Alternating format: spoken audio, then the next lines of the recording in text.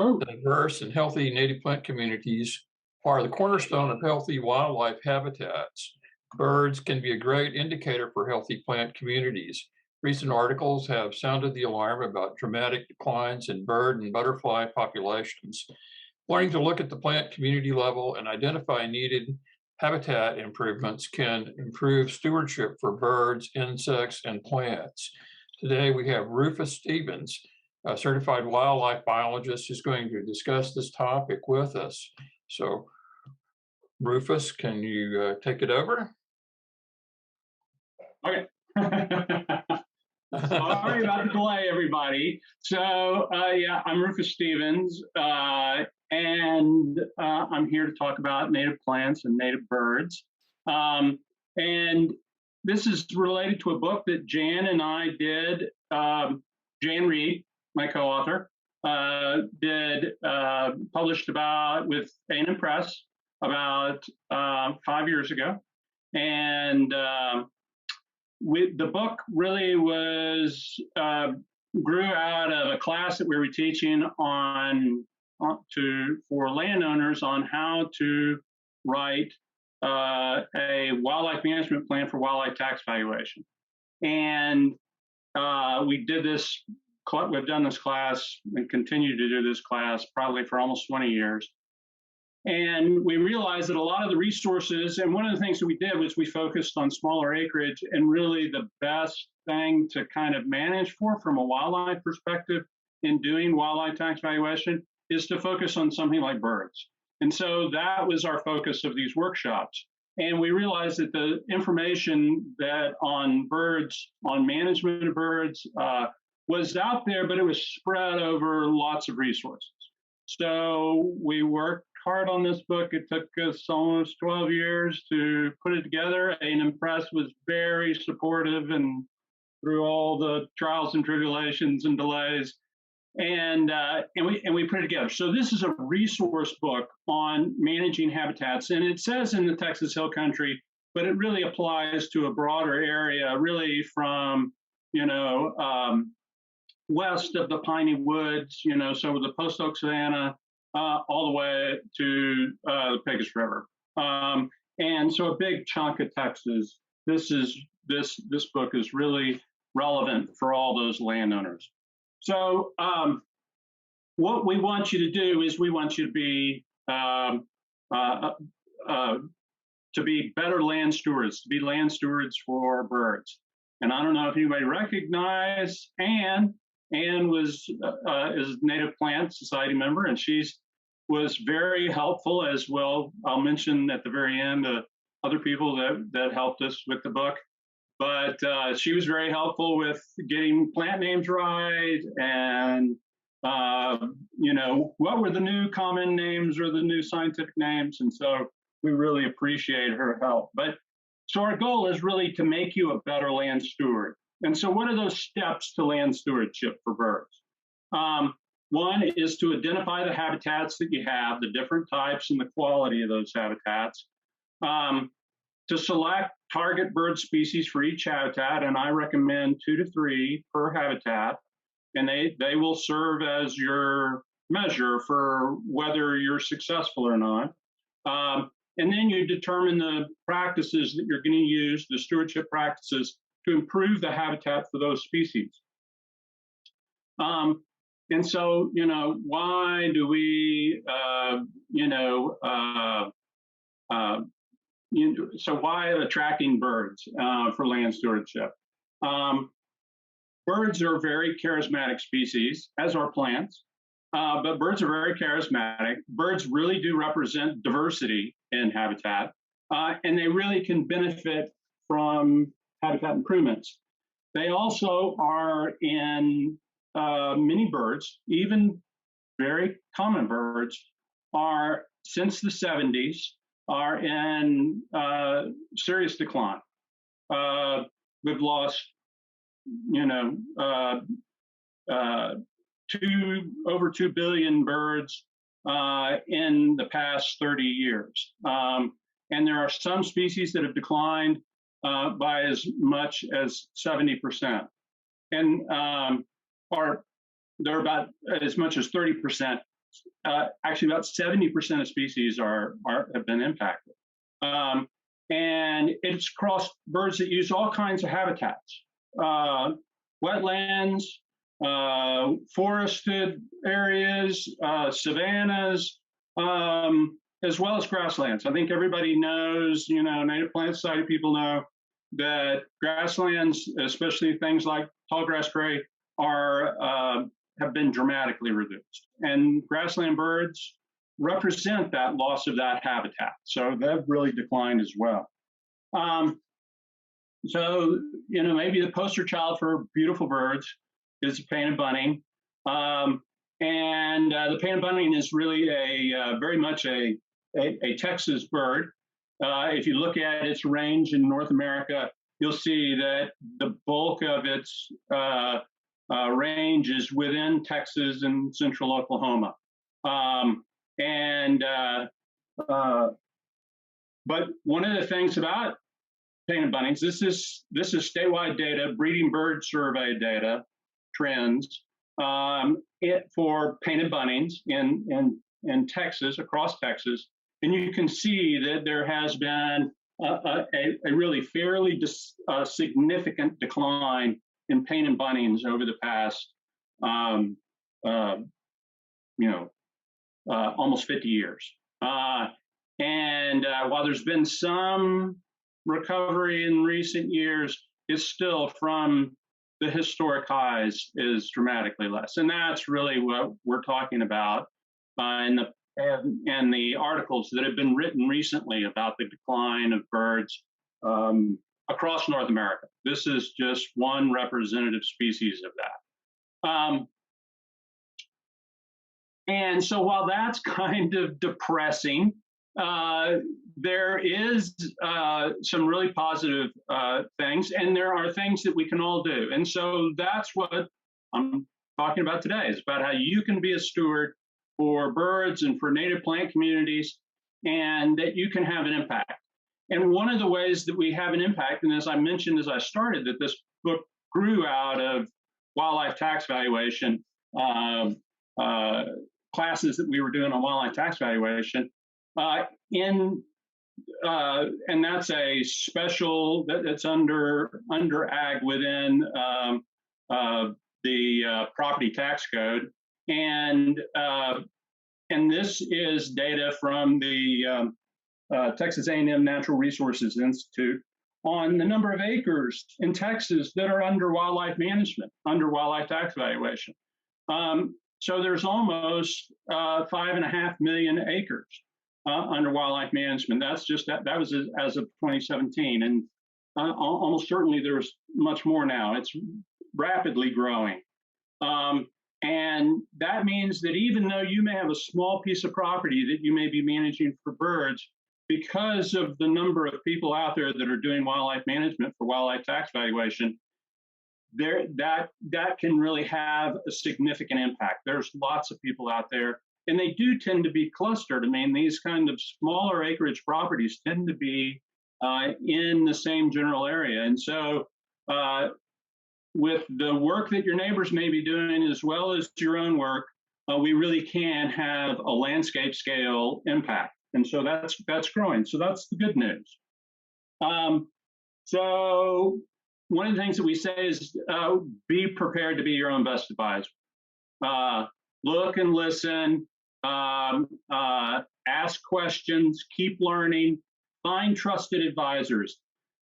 Jan says that I'm one of her trusted advisors that she found over the years. And one of the things you have to realize is that in finding that advisor is to realize that there are people that come with their own set of biases or their own particular focus. So if you talk to someone from Texas Forest Service, they're very much tree-centric, right? And if you talk to someone from NRCS, Natural Resource Conservation Service, they tend to really be more focused on production agriculture, although there's some really good wildlife biologists and natural resource professionals in NRCS. But you have to be aware of what they're coming to you with, and also what you're asking from them, and that they help you get the information and the advice that you need.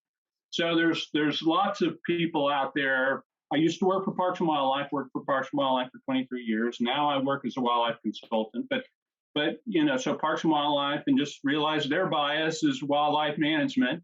And so you got to kind of understand where they're coming from. Also, make science-based decisions. So it's very tempting, and it's always fun to hear what the neighbor's been doing and how they solve the problem. But the best approach is to be using science-based decisions. I'm always kind of the scientist nerd when Jan and I were working on the book, and even after I basically go, okay, so where, she mention something, and I go, well, where's the science on that? So we want to really keep it science-based, fact-based. Really, so why native plants? Why at the Native Plant Society? It's all about native plant communities. And what I want you to do is think more about, we can look out there and start identifying in this hill country habitat picture the native plants that are out there. But think about them as a plant community. And what are those plants that are in that plant community? And are they healthy? Are they as numerous as they should be? If they're not, then why? So we're really going to focus on plant communities. That's what I really want as native plant people, is for y'all to think about the habitat and about plant communities as habitat. And we know that native plant communities, that's the habitat where birds find the basics of habitat: food, water, shelter, and space. And it's where they find everything they need to find protection, to eat, to breed, and to successfully nest. So, in the same way that native plant communities are what provide healthy bird populations really reflect on the health of our native plant community as well. And so it goes back and forth. So just to kind of go through a little bit how the book is organized, and the first chapter is on wooded slopes and savannas, and the second chapter is on grasslands and includes plateau, river valley, pocket, and old fields. Old fields are really a special kind of grassland situation. It's a recovering grassland after it has had some type of agriculture. They can be very challenging to manage. Rivers and creeks, canyon seeps and springs, tanks, ponds, and lakes. And those are obviously all constructed. Other than Caddo, we don't have any natural lakes in Texas, other than people in San Antonio argue that the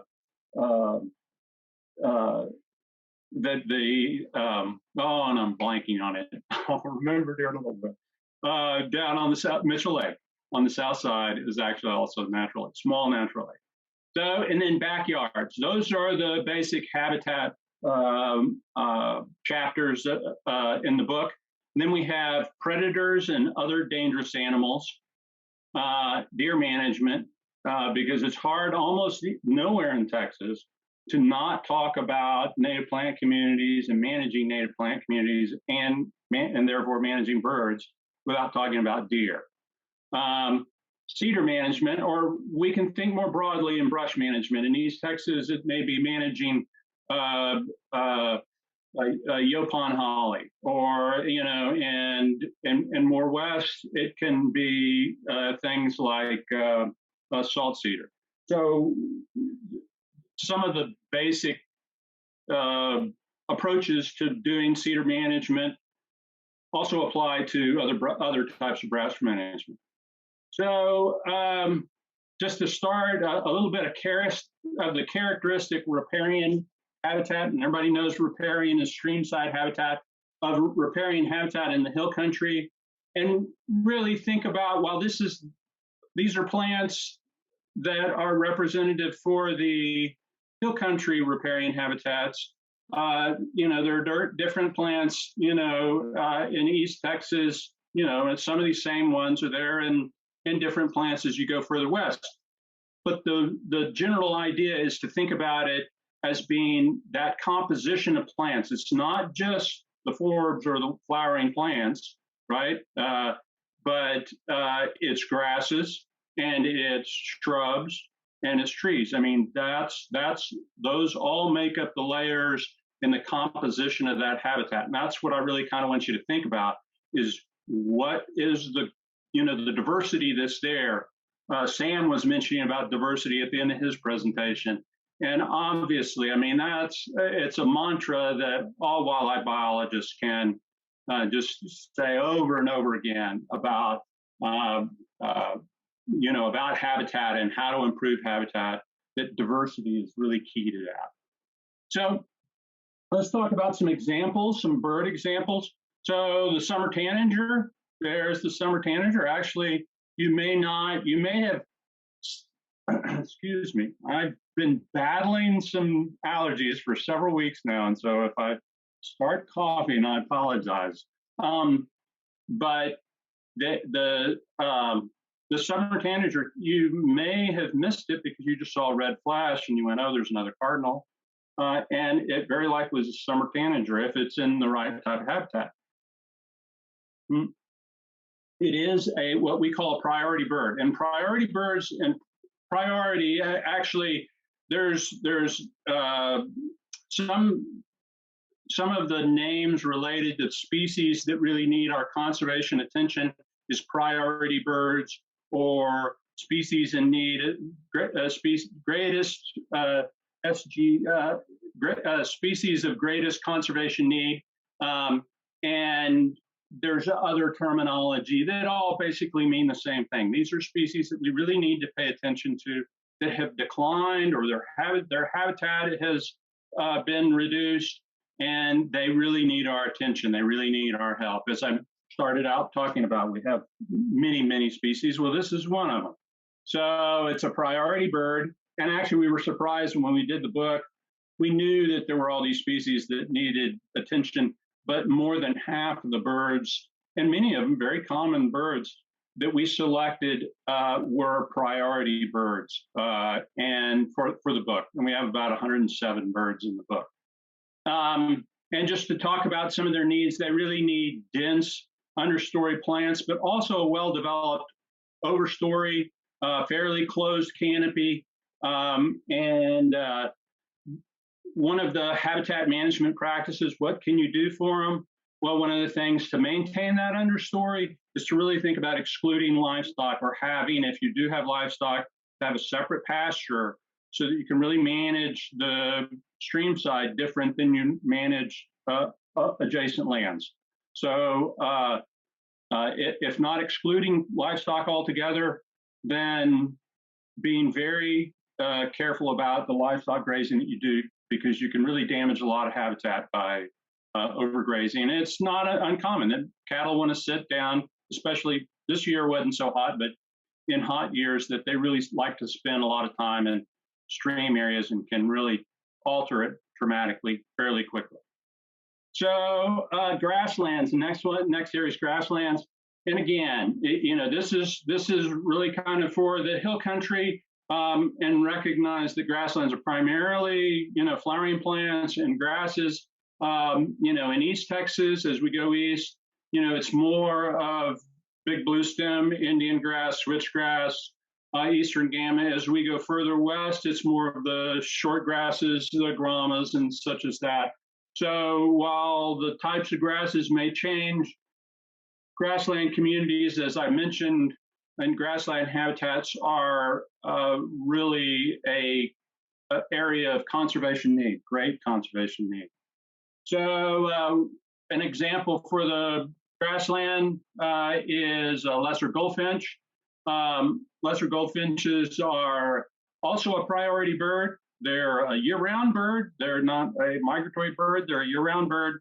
And one of the things also, when we talk about managing birds, that we think about what the area that they need in order to get everything they need to be successful breeders and in their habitat or their breeding territory. And so for lesser goldfinches, it's 17 to 15 acres per pair. So you kind of think about that. If you have 25 acres, then potentially you can have 3 or 4 pairs that are nesting on your property, and managing that habitat really has an impact on those individuals because they're getting everything they need to be successful breeders in that area. So that's one of those things, those bits of information that's out there that's kind of hard to get or to find, and so we've compiled it in our book in what we call bird summaries, which is where this information is coming from. Open grassland habitat, they are insect, but they also have plant diversity is very important. They're seed eaters. If you think of a lot of people maybe have feed thistle and in the hill country and to the west, and you'll get the lesser goldfinches. And if you think about those seeds, and so they do eat native thistles, and they eat things like Maxwellian sunflower seeds, which are, and as well as annual sunflower seeds, which tend to be very small. And if you crush up one of those seed heads and look at those seeds in the Maxwellian, they're really pretty small seeds. And so those are the kinds of plants, that type of plant diversity that they need. Prescribed burning is all very beneficial to grassland birds. Mow and bale, not so much. I mean, the work that we've done, that we've had done or have followed, like at Cibolo Nature Center, has showed that mowing and baling really doesn't have the impact that we really would hope that it would. It's a poor alternative to prescribed burning. Also, light to moderate grazing can be very beneficial. So rotational grazing. So those prescribed burning and rotational grazing are much more important habitat tools for these species. So white-eyed vireo. And actually I was trying to select some species that had some relevance going west, like the lesser goldfinch. The painted bunting, is actually sort of in the center. Summer tanager is really also from the east too, and kind of fades out as it goes west. But the white-eyed vireo is definitely a eastern species. I mean, and is found, especially from the hill country into East Texas, across East Texas. Their needs, their territory, about 3 acres per nesting pair. They woodland edges, riparian, dense thickets are the kinds of habitats that they like. Again, excluding livestock from riparian areas can really be important because of that thick understory, those shrub thickets that can be impacted if you overgraze riparian areas. In our book, we mention it in canyon habitat, but it really has, there are woodlands and riparian settings where white-eyed vireos are very common. And so, and we call it an under-the-radar bird. It's actually one of the few species that is doing very, very well, fine, and it has not really declined across its range, and but is something that, unless you know the call, you've probably never, they're hard to see, and so you may not realize how many you have and how abundant they may be on your property. Actually, Holly Camaro told me a long time ago, what they say is their call is, quick, give me a beer, check. And if you think about that, a lot of vireos kind of sound like that, but you go out saying, quick, give me a beer, check. You'll recognize white-eyed vireos. But one of the things I wanted to show you, there's the white-eyed vireo, I'm sorry about that. one of the things I wanted to show you was actually some data from the Cibolo Nature Center. So this is breeding bird survey data, and this is just kind of a heat map of where the vireos, the wide-eyed vireos, are. And you can see there's actually part of the riparian streamside habitat right here where there's a gap. Well, there's not a point there. If we probably put a point, you'd have more vireos in that area as well. So you can see the riparian habitat, the woodland habitat is where they are the most numerous. This is a little bit of an anomaly over here, but you can see they really don't, you know, in the grassland areas, we really don't see them. So, and this is a pretty small savanna piece, so that's probably why. But it is, to me, it's so interesting. I sort of geek out on the data side of this, that how numerous, I mean, these numbers represent the number of points that they've been identified over a period of time. This is about over 10 years of data, and that they are so so associated with riparian or woodland habitat, woodland edges. So I just think that's really very interesting. Let's move on. We're going to talk a little bit about backyards, and that was one of our chapters. And it is habitat as well, and it can be managed. That's basically what I have, and most of them, what often are found in backyards are trees, plateau live oak, actually in a big chunk of the state, and St. Augustine grass. But it can be so much more.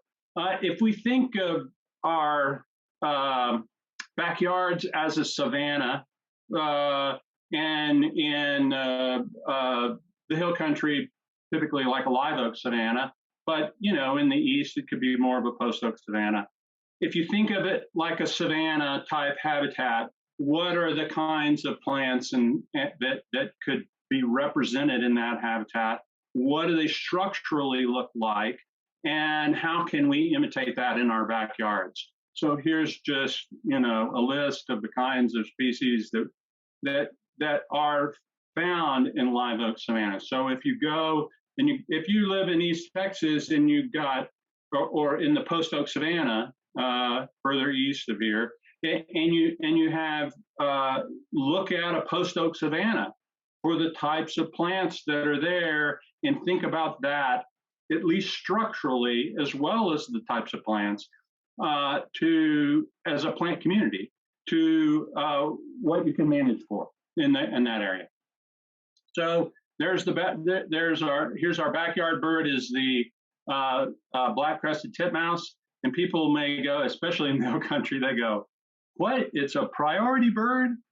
That's probably the most common bird we have at our bird feed, and that may be true. And the thing about black-crested titmice is most of their range, a big chunk of their range, is within the hill country. And so what we do, I mean, their range over the entire country. So into East Texas, but in the hill country. And so a high percentage of all the black-crested titmice habitat occurs in Texas. What we do really matters to the long-term fate of the species. Right now, they're stable, but because they have a fairly small range, that's why they've been characterized as a priority species. They're found year-round, as I think many people know. Seeds of plants, but they also eat many, many insects. They're a cavity nester. What can you do? Keep feeders clean, keep cats indoor. I'll talk about cats a little bit more in a minute, but keep cats indoors. And to kind of add something for people that are more in East Texas, and is a priority bird also, is Carolina chickadee. And you may also go, what? And it's one of those kind of common species that has shown a decline, and we still may have lots of them, but they have declined over time, and that's very concerning to biologists. And so we need to think about how we can manage for those species. So their nesting needs 4 to 6 acres. 80-90% insects and spiders. They just love, even though you'll see them at your feeder, they eat loads and loads of insects. They also are cavity nester, meaning that they'll use nest boxes, but they typically use a cavity in a tree, a standing dead tree, a snag. And keeping feeders clean is also important for them. It's important for any of the birds to come to your feeder, is to keep those feeders clean and to manage them by periodically using a sterile solution of bleach and water to clean those feeders.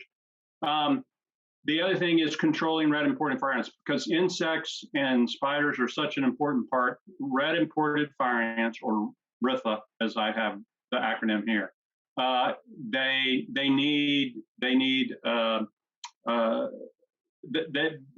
red imported fire ants can be tremendous predators and competitors on insects. So they can decrease insect diversity where their numbers are high. So it's something that we want to control, but we want to be very specific about it.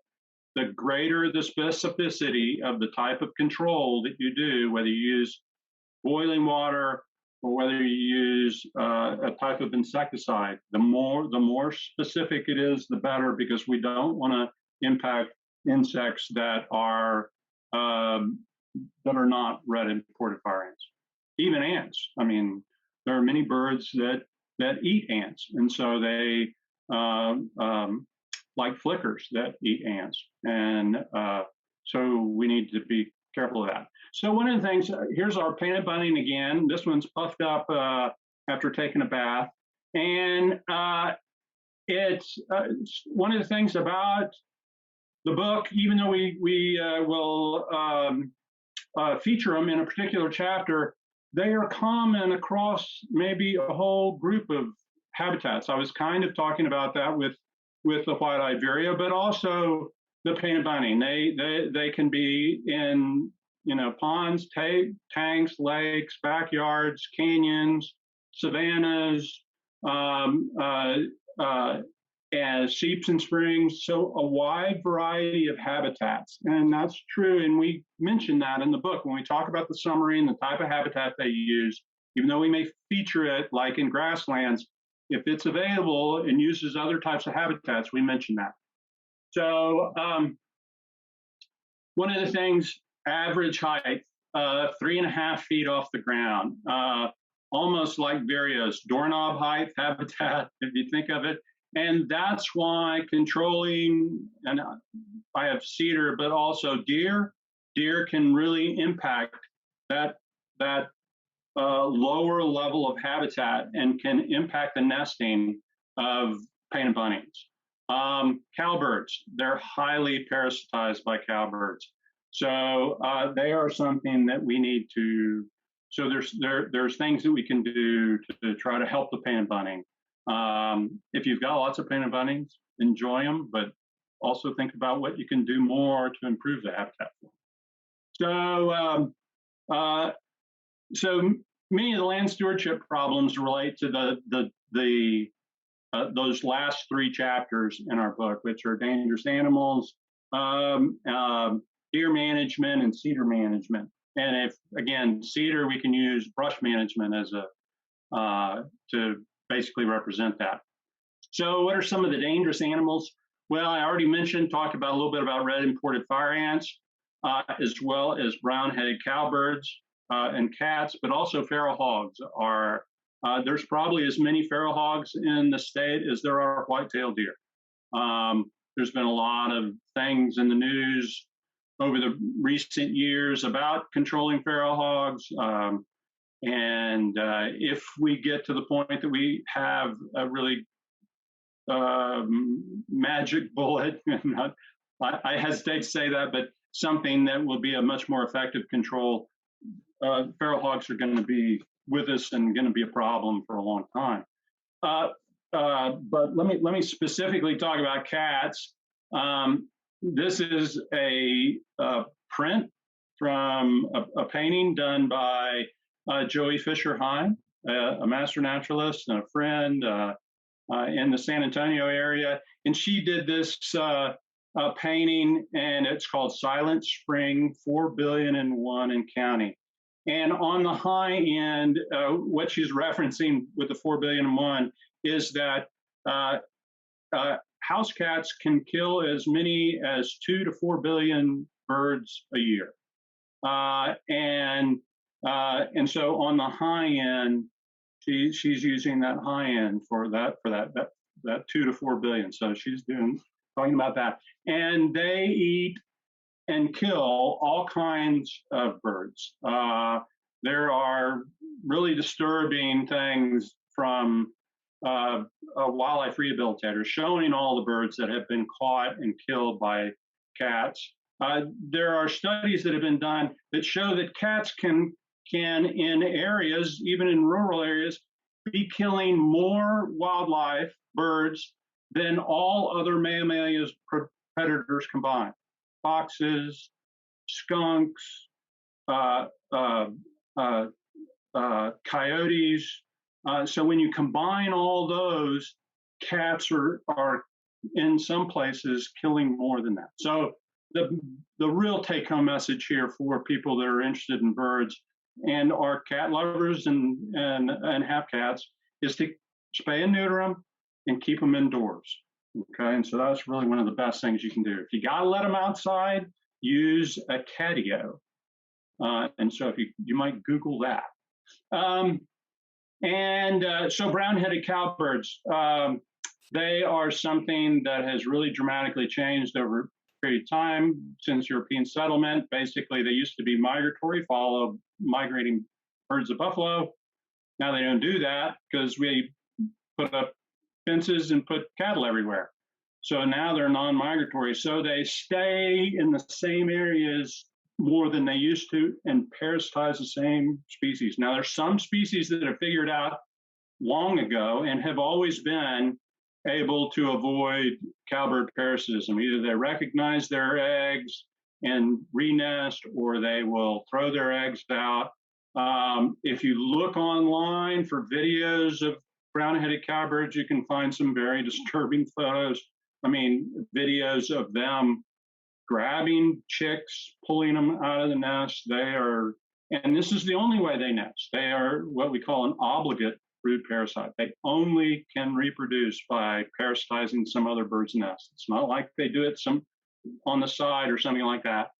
It's the only way they do it. And so here are some examples, hill country birds that are highly parasitized. And many of these species are found, in a large part of the state. Dick thistles, especially as you go north or in the Blackland Prairie, painted bunnings and summer tanagers. In the east, northern cardinals, almost anywhere, orchard orioles, black-cap vireos going west, as well as in the hill country. So one of the solutions is trap and euthanize birds. It's not fun, but it's an important management technique. And then also you can minimize their impact. If you have large blocks of woodland, interior woodlands are less parasitized. So if you don't chop them up, then they will be more resistant to the interior birds to parasitism by brown-headed cowbirds. So that's kind of an interesting aspect there. Deer, white-tailed deer, that's something that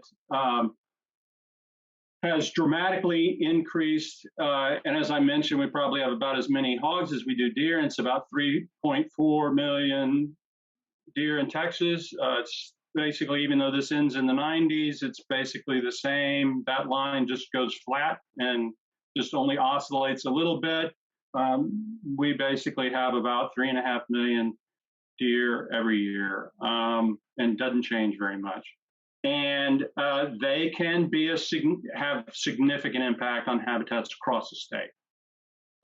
What are some of the signs of a healthy deer population? That you have an abundance of forbs and browse plants.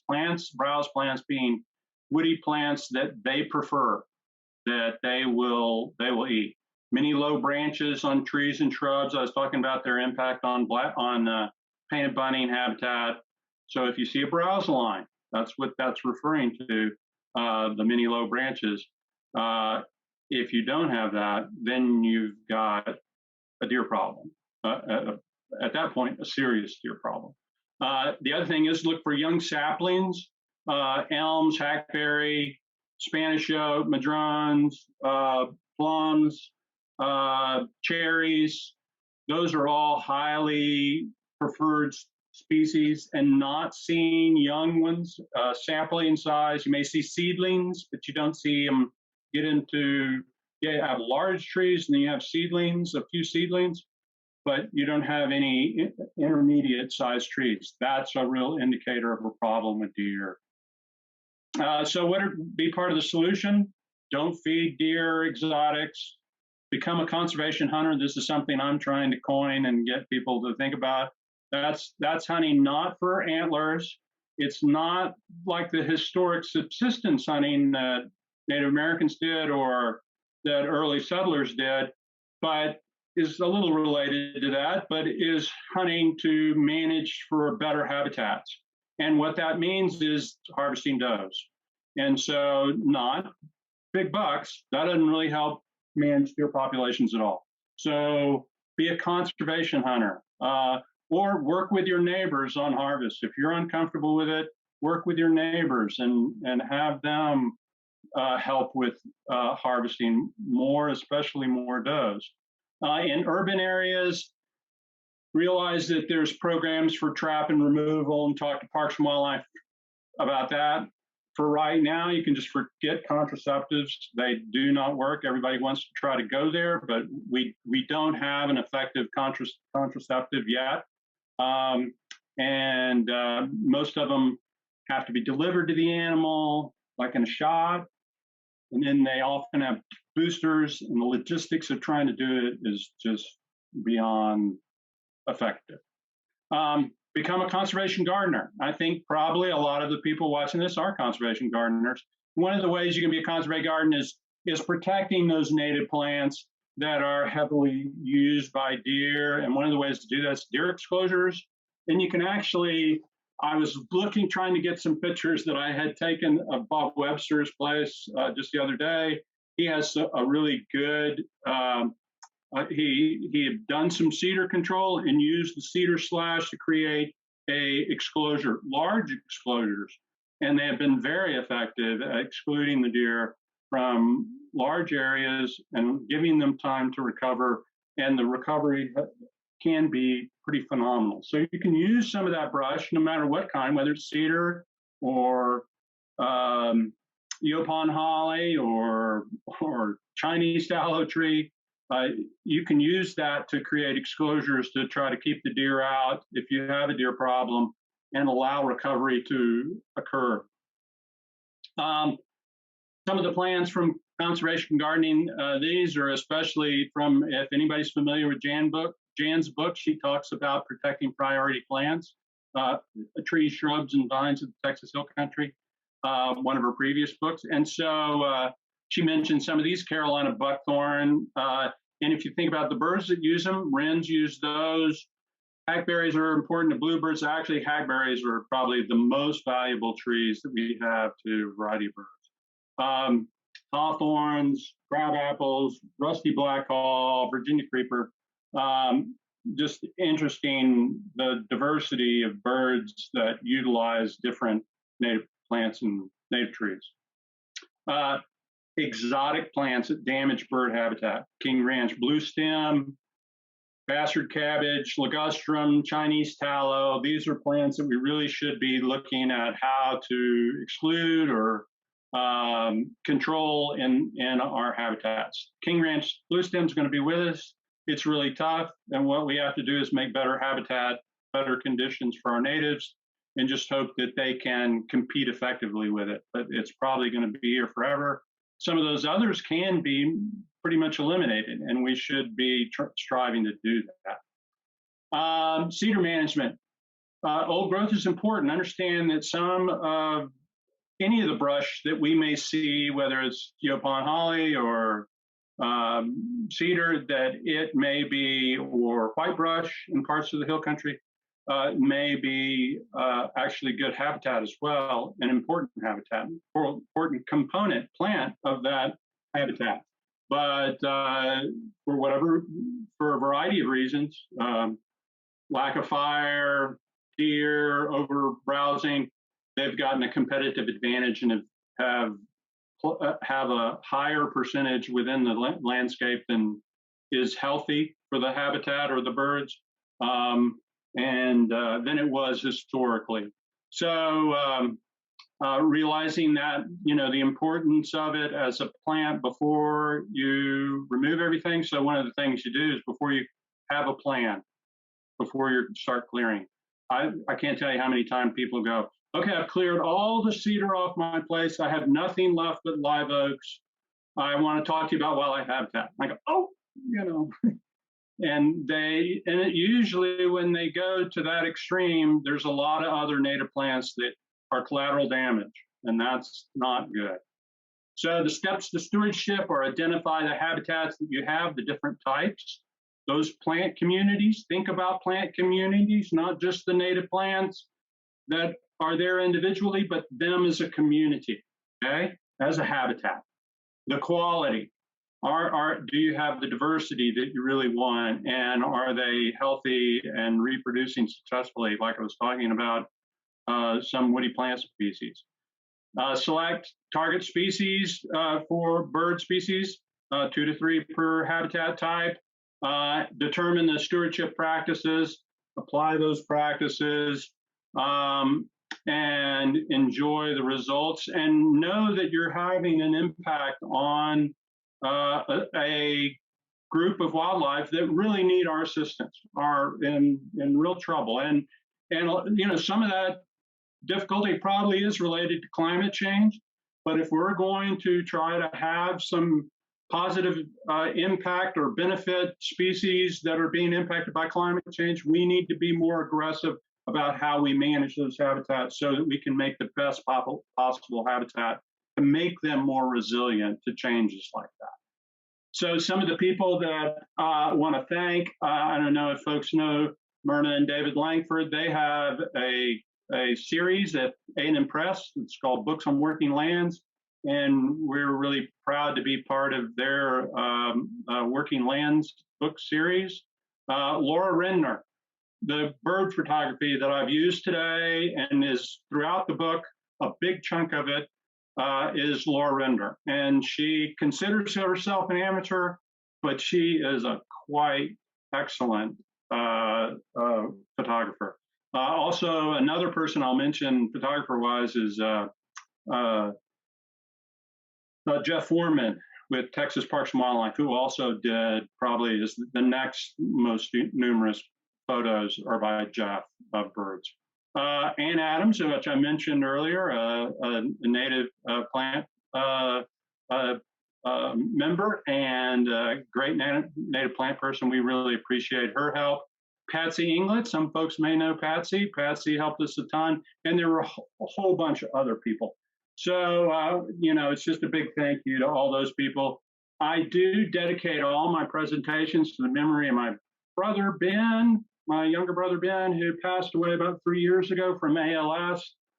I don't know if you remember the Ice Bucket Challenges. ALS is a horrible disease, also called Lou Gehrig's.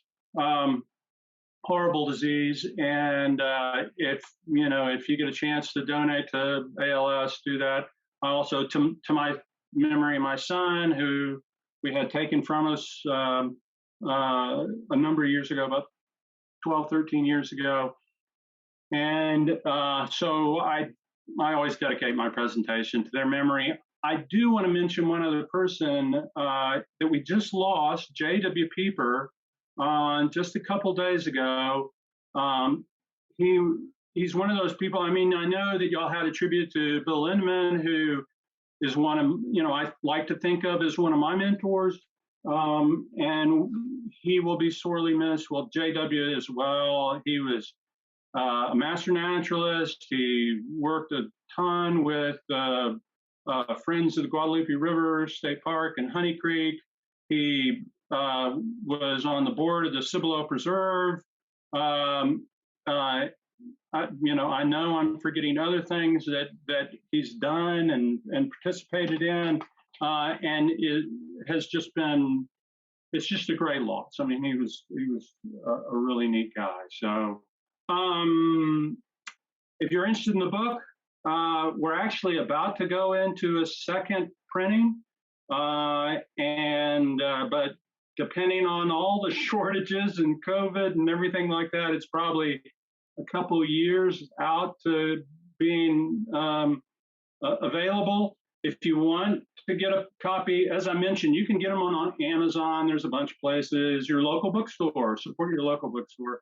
But it's also available from A&M Press. And if you go to A&M Press and you use code 25A, you get a 25% discount. That basically will cover your shipping charges. So it basically ends up being the price of the cover price of the book. And they were so supportive of us over the years that we really want to support the press and with the book. So with that, I'm happy. I don't know where we are with time. We have a little bit of time for questions if you're available. Absolutely. We had a question back here very early about a couple of people who were concerned about killing cowbirds and whether or not that's legal for anybody to do, if you need a license or anything like that. So that's a good question. And if you trap cowbirds, you have to have a permit. And what you do is you need to go through a training. There's an online training through Texas Parks and Wildlife, and you have to report those birds that you trap to U.S. Fish and Wildlife Service. The main reason there is that you can incidentally trap other birds which are federally protected. So actually, almost all birds, cowbirds are exempt from. They're an exception to the Migratory Bird Treaty Act, which is over 100 years old, and so they are not protected. There's just a few species that are not protected, besides non-native birds. Crows are not protected, but cowbirds are one of those.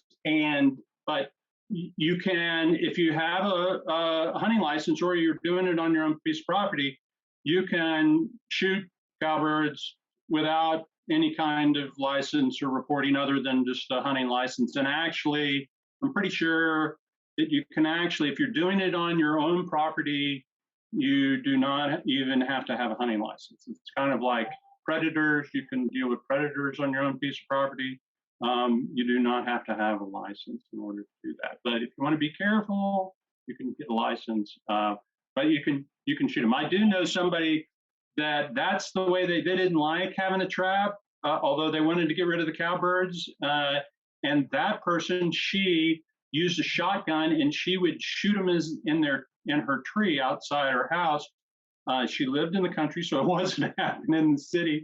But that tree, apparently, she shot so many cowbirds out of it, she kind of defoliated the top of the tree because of all the shotgun blasts. So you can do it that way, and you can. And actually, for each female cowbird that's removed, you basically you end up with over 2 native bird chicks that are survive because of that. Cowbirds, a female cowbird can lay over 70 eggs in a season, and so they're parasitizing a ton of nests. Will Shaw is asking about the attractiveness of Texas cutgrass to painted bunnies. Oh, that's a good question. I don't know. Oh no. I will say, I know that they use switchgrass, and they also will use Southwest bristlegrass, and My guess is they probably do. Actually, painted buntings do use a lot of grass seed. They eat a lot of grass seed, so that's really interesting. And so I do know those two species, but I just don't know specifically about Texas cutgrass. I will also say that, as much as we think that we've sort of studied everything to death, there is a ton of things we do not know about lots of wildlife species. They are very under-researched. And so there are basic issues that we don't even understand about or have an a grasp of basic biology like their home range or the foods that they eat. And we don't even have that. And you'd think in this day and age we'd solved all that, but and found that. But no, there's a ton of things we don't know. And so, sorry, Will, I don't know whether they do.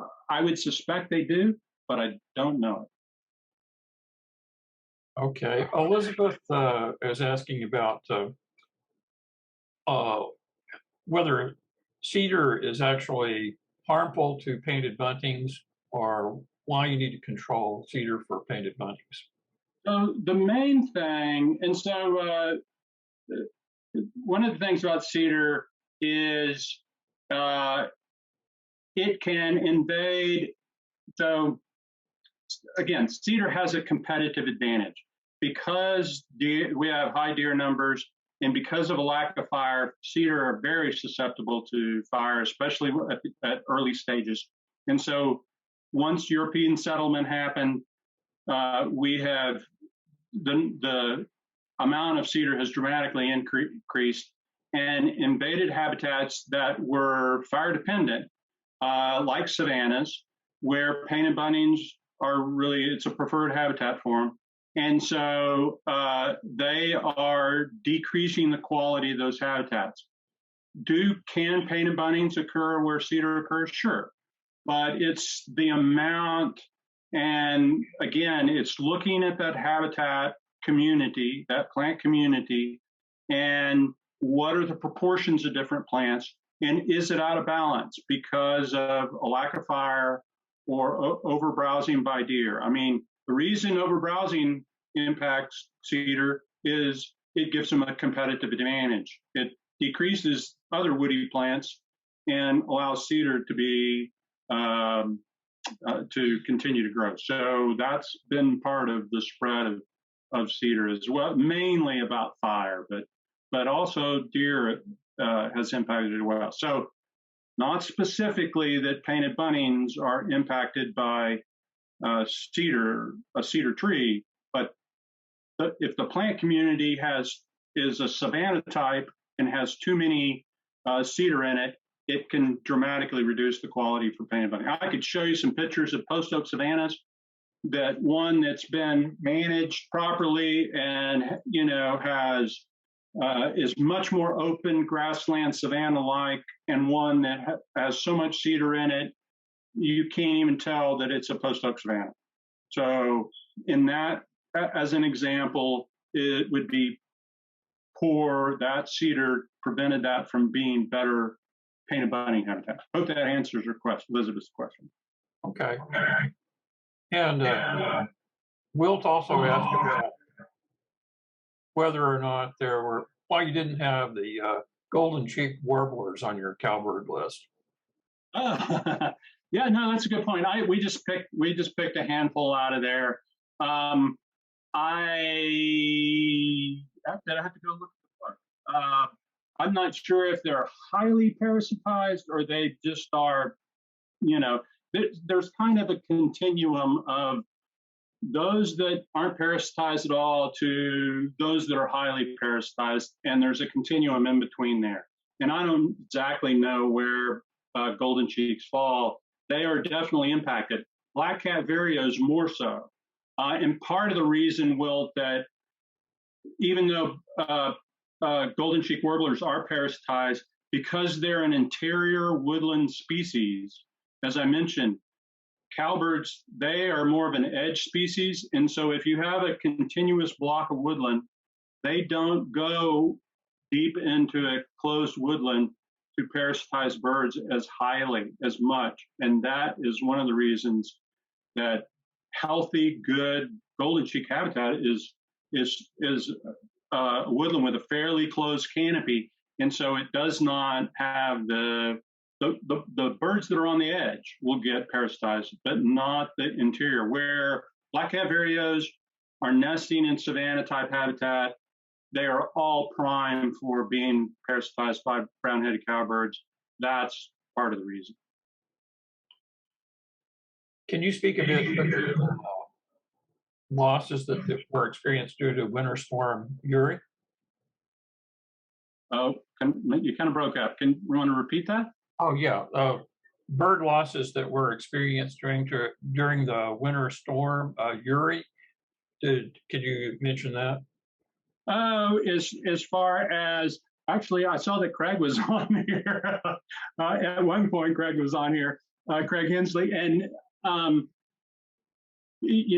there were a lot of birds that were impacted. Actually, because we had them so concentrated at bird feeders, why we had so many, we had a lot of birds that were dying from kind of undetermined problems. People thought it was,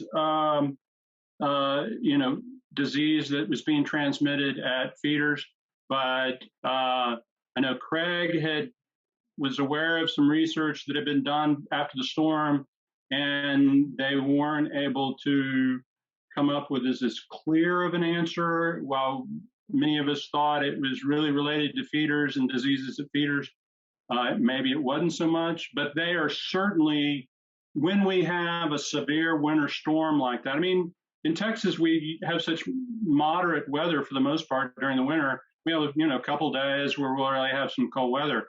When we have a really extended cold snap, those are the times you really need to be careful about feeding, because then birds are really dependent, especially if we have ice that covers plants or snow cover that crusts over and covers plants.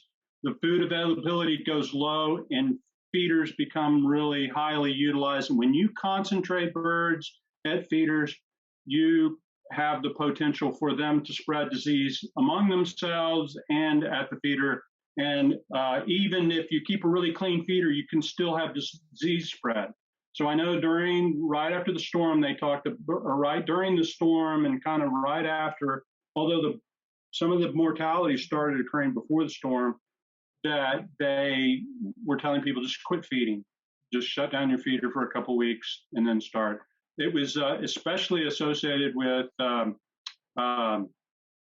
American goldfinches, finches in general, but American goldfinches. Hope that answers that question. Okay. Craig Hensley is a good source of information about that. Know your trusted advisors, right? Right.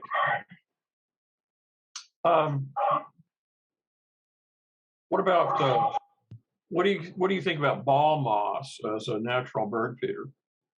That's really interesting. I have been wanting really badly. I keep thinking of how to design a research project to look at that. I just through observation, so this is anecdotal observation, is that things like chickadees and titmice, as I mentioned, Carolina chickadees, 80 to 90% eat of their food is insects and spiders. Is watching Carolina chickadees feed in ball moss. People in East Texas won't know what ball moss. It's same as Spanish moss, Tillandsia. It's the same genus, but in the hill country we have ball moss. It's tighter, doesn't drip, kind of like the Spanish moss in East Texas. But they will. I've watched them, and I'm positive they're collecting insects from within those the ball moss. So the research I'd like to do is collect a certain volume of ball moss of a tree and look at the number of insects that are in that and weigh them, and then calculate how much weight of insects would be on a typical size tree, and then you can multiply that times the habitat. I think you would find it's just staggering the amount of food availability that is there. And so people don't like ball moss. I mean, I'm sure that those people that know about ball moss in the hill country, native plant people, know that people just go, oh, you know, gotta get rid of all that. It's killing the tree. Well, it's an epiphyte. And so it's not taking anything from the tree. But, you know, disinformation, old husband's tales die hard, but it does not, and so it really has real value. Actually, dead branches are also very important. We know that they are very important. Dead branches in the tree are black and white warblers. That's what they feed on, the insects that are found on dead branches. So that's really important to them. So that's kind of related to the sort of the same thing. Feeding areas that you may not think that are important definitely are. We have inquiries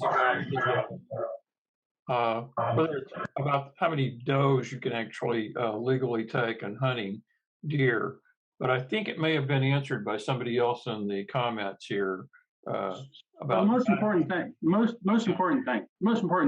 is look at the the hunting annual for the year and determine your county. And there are some counties that have restrictions on the acreage, and that often is set by the county that you can hunt on. Other counties don't have an acreage limit in what you can hunt on.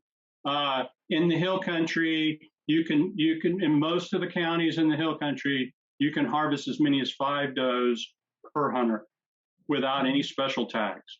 The average number of deer harvested per hunter is around 1. So there is a lot of opportunity there to take a lot more deer. Half of the deer that are taken are bucks. So even though in the hill country, for example, most of the counties are a 2-buck limit, but a 5 deer limit, so you could shoot a maximum of 2 bucks, but you could shoot as many as 3 does, or you can shoot 1 buck and 4 does, or you can shoot all as 5 does. So I encourage people, if you're doing it, you know, and really a conservation hunter they're doing it for managing the habitat, providing a good, healthy food source for their family. Talk about being a locavore, right? That's eating local. Is that we want to focus on does. Sorry, ladies, but that's the breeding side of the population. That's what we really need to address. And so it depends. If some of our folks that are listening are from East Texas, there can be counties that have a limit on and only have doe days. So there's different regulation for different counties. And so you really got to look at your specific county as to what is allowed. All right. Let's see if I can find any other, did we miss any questions here along the way? No, I appreciate your help, Bill. Okay. We have quite a few comments who are commenters who are emphasizing that they need to be able to shoot more does. Yep. Rufus, what a great presentation. I had a presentation where I say, save a native plant, eat more venison. Oh. You know, I see that deer line all over communities in the hill country. I have a friend that lives in Wimberley, and she just complains about it all the time. And people are feeding the deer in their neighborhood corn. You know, that's bad for the deer anyway. That's right. And,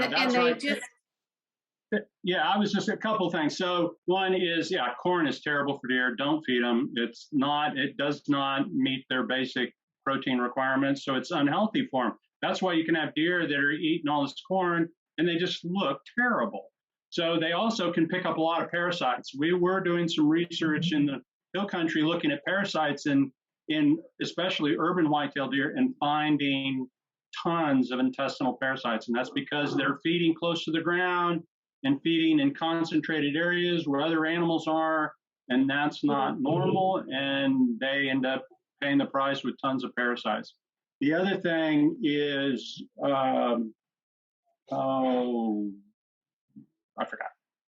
Okay. It's okay. Your presentation was wonderful. I want to ask you a question about that illustration with the cats.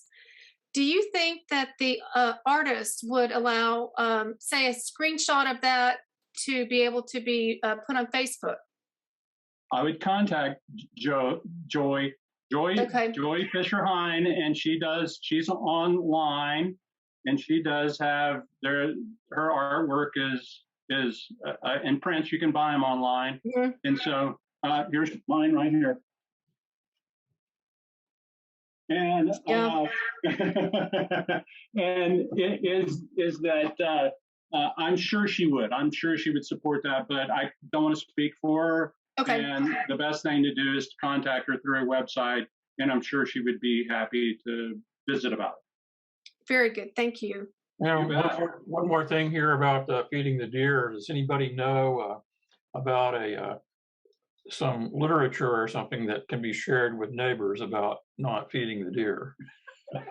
Parks and Wildlife does have several publications on urban deer and on feeding deer.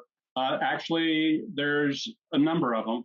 And one publication that I think is still in print, or at least it's available digitally, is really a comprehensive booklet on urban deer management.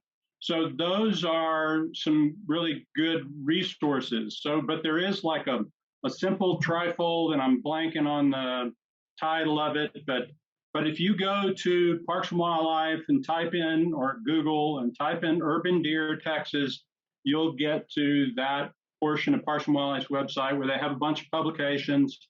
And so there's some good information there that you can email to your neighbors. One of the things that I was going to mention, what I forgot, but I now remembered, is the idea. So when we talk about places that are really being impacted by deer, being creative about exclosures can really be helpful in managing and growing native plants.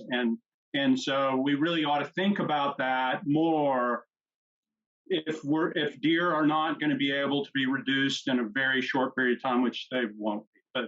But you know, and that can be really helpful. I know there's some native plant people that have done large exclosures, you know, basically kind of high fence their place out. And they are just stunned at what recovery they get, and the kinds of plants that they didn't even know the seed was there or whatever. So it really can be pretty amazing. So everything from a high fence, but even it depends on the size of the area. As you get smaller, it doesn't have to be as tall. So you can do something that's more attractive and but still exclude deer. So, you know, be creative about that. As I talked about, even Bob Webster used cedar slash and it's really, it doesn't have to be that tall, but it needs to be wider so they can't see about jumping through. And so it can be a really effective way to exclude them. And that would be larger acreage, but so there's lots of different ways to do it. All right, and another question. I have a question about your book. Yeah, absolutely. The second edition, is it going to be any different? Yeah, it's going to be a little different. We're rearranging it a little bit. It's not a complete rewrite, but we are adding some increasing the cedar management and it really being more brush management. So it'll address whitebrush and mesquite and some other brush species and problems. Although, as I mentioned, really that sort of taking time and having a plan and thinking about the plant community, really from a brush species standpoint, whether it's cedar or Yopon holly or, you know, whitebrush, that's really the key to really coming and having an effective and beneficial brush control plan. It can't be that it's all bad. All right. Well, somebody, luckily, couple people have furnished a link to that pamphlet on the deer management. So So, Bill, awesome, Bill, awesome this poor presentation. lady, this poor person asked the question twice, so I think they really wanted answered. So I'm going to butt in here. For cavity nesters such as wrens and titmice, what is the spacing of bird nest boxes? Well, great question. That's exactly what I was talking about when in the book that we talk about territory size. That's what determines territory size. So for wrens, they can be as close as a nest or a pair every 3/4 of an acre, where something like bluebirds, they have to have, they won't nest any closer typically, and wildlife will always prove you wrong, but typically one nest for every 5 acres. So different species, they may use the same box, but different species will nest at different densities based on their biology. And that is that territory requirement, and that's mentioned in the book. And for wrens, for titmice, I think it's 7 to 13 acres, and for wrens, it's like 3/4 or 2/3 of an acre up to 3 to 5, and it depends on the quality of the habitat. So, but that's an important characteristic to go, well, if I'm putting up nest boxes for this species, how many can I put up? But bluebirds need more space. Another one that will use a very similar size nest box is an ash-throated flycatcher, but they're more like 15 to 20 acres per pair. So it really, even though it's the same size nest box, it depends on the species that you're managing for as to whether they'll nest closer. Hope that answers the question. Thank you. You bet. Awesome presentation. Thank you. I appreciate y'all having me.